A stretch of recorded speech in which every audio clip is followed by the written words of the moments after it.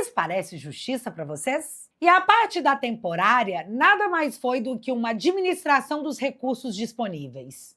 Explico. Alexandre deu 90 dias para o presidente em casa para que ele recupere sua saúde.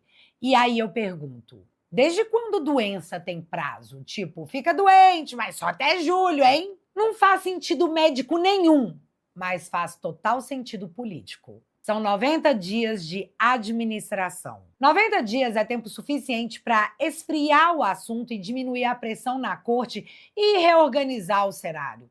Mas também serve para controlar o discurso. Como que vai ficar domiciliado o presidente após os 90 dias se o Flávio expor o caso Master que tragou o STF? Se o Flávio fizer discursos ressaltando que Vorcaro estava falando com o Alexandre no dia da sua prisão? Se o Flávio perguntar o que o Alexandre tinha que conseguir bloquear? Se o Flávio bater em cima de um pedido de investigação no contrato